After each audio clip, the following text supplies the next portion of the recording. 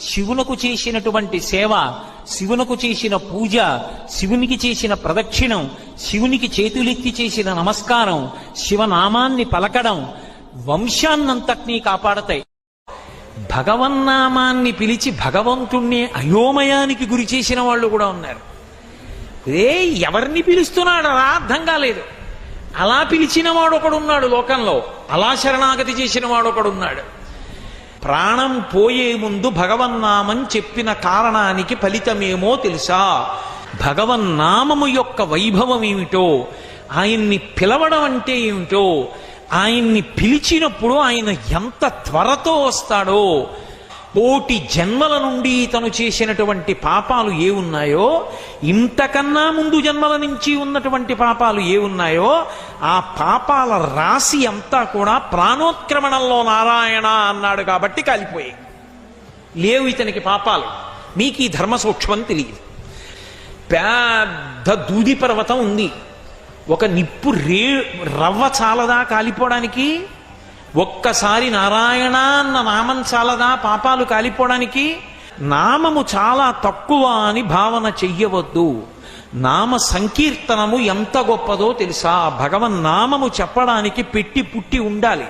అది లేనినాడు ఆ నామం చెప్పేటటువంటి అదృష్టం పట్టదు. కూలిన చోట, కొట్టబడి కుందిన చోట, మహాజ్వరాదులన్ ప్రేలిన చోట, సర్పముఖ పీడలు పొందిన చోట, ఆర్తులై తూలిన చోట, విష్ణు భవదూరుని పేర్కొని రేమియ కాలుని యాతనా వితతి పూనరు కానరు దుఃఖభావముల్. భగవన్నామం ఎప్పుడు చెప్పచ్చు అంటే నియమం లేదు, ఎప్పుడైనా చెప్పచ్చు. గజేంద్రుడు ఎప్పుడు చెప్పాడు? ప్రాణం పోయాడు ఎప్పుడు చెప్పాడు? ద్రౌపదీదేవి ఎప్పుడు చెప్పింది? ఏకవస్త్ర అయ్యి ఉండగా చెప్పింది సభలో.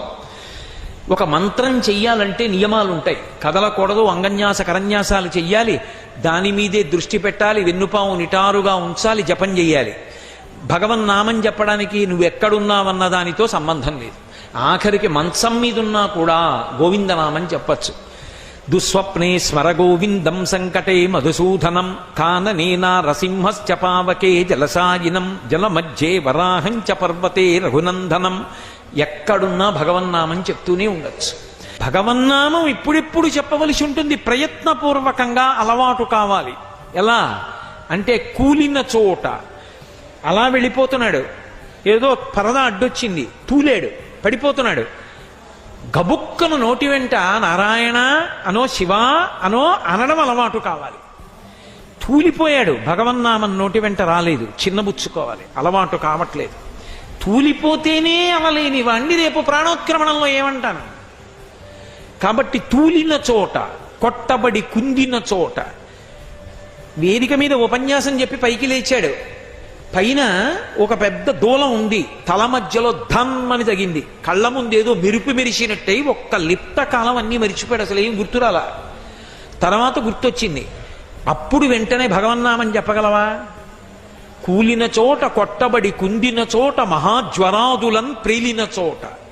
104, 105 జ్వరం వచ్చేసి ఒంటి మీద తెలివి లేనప్పుడు భగవన్నామాన్ని పలవరించగలవా? మహాజ్వరాదులన్ ప్రేలిన చోట, సర్పముఖ పీడలు పొందిన చోట. అలా వెళ్ళిపోతున్నావు. అకస్మాత్తుగా త్రాచుపాము వచ్చి ఇలా పడగ విప్పింది. కేశవ, మాధవ, గోవింద, నారాయణ, మధుసూదన అనగలవా? లేకపోతే బాబోయ్ బాబోయ్ బాబోయ్ అంటావా? అలా సర్పముఖ పీడలు పొందిన చోట, ఆర్తులై తూలిన చోట, ఏదో ఒక కోరిక కోసం ఆర్తితో తూలిపోతున్నాడు. అప్పుడు భగవన్నామం గుర్తొస్తుందా? ఆర్తులై తూలిన చోట విష్ణు భవదూరుని పేర్కొని రేని. అప్పుడు కాని విష్ణునామం చెప్పగలిగితే